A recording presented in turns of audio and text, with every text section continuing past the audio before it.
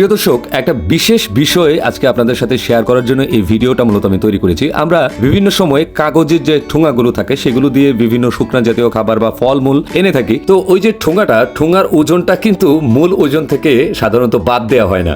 এই প্যাকেটটা বা এই ঠোঙাটার দিকে একটু দৃষ্টিপাত করুন। দেখুন এখানে তারা এই ঠোঙাটার ওজন বৃদ্ধি করার জন্য আর আপনার যে বেসিক যে মালটা ক্রয় করবেন সেটার ওজনটা কমানোর জন্য কি অভিনব একটা কায়দা তারা অবলম্বন করেছে। এখানে দেখুন কাগজের ঠোঙাটাকে আমি একটু ছেড়ার পরে ভেতর থেকে মোটা মোটা কতগুলো কাগজ বের হয়ে এসেছে। মানে ওই যে ঠোঙার যে নিচের অংশটা, তলা যেটাকে বলি, সেখানে তারা এটা কৌশলে প্রতিস্থাপন করেছে যেন ওজনটাকে কায়দা করে বৃদ্ধি করা যায়। দেখুন এখানে আমি হাত দিয়ে ওজন করে যেটা বুঝতে পারলাম প্রায় 300 গ্রামের মতো মোটা মোটা কাগজ এই ঠোঙার মধ্যে অ্যাড করা হয়েছে, যাতে করে গ্রস যে ওজনটা, মানে যে ওজনটা আপনাকে দেওয়া হবে সেটাকে বৃদ্ধি করা যায় খুব সহজেই। একটা কি অভিনব চতুরতা দেখুন। এখানে গুনে গুনে আমি দেখলাম ঠিক 12টা কাগজ দেওয়া হয়েছে এবং বেশ মোটা মোটা এবং 300 গ্রামের মতো ওজন হবে। তো 1 কেজি অ্যাপেল দেওয়ার পরে যদি আপনাকে ঠোঙার ওজনে 300 গ্রাম ছাড় দিতে হয়, সেই ক্ষেত্রে আপনাকে তারা কতটুকু আপেল দেবে। তো এই ভিডিওটা মূলত আমি আপনাদের সাথে শেয়ার করলাম যারা ঠোঙার মাধ্যমে বিভিন্ন খাবার দাবার বাজার থেকে আনেন, তো সেটা নেওয়ার আগে একটু ঠোঙার ওজনটা ওয়েট করে নেবেন, তাহলে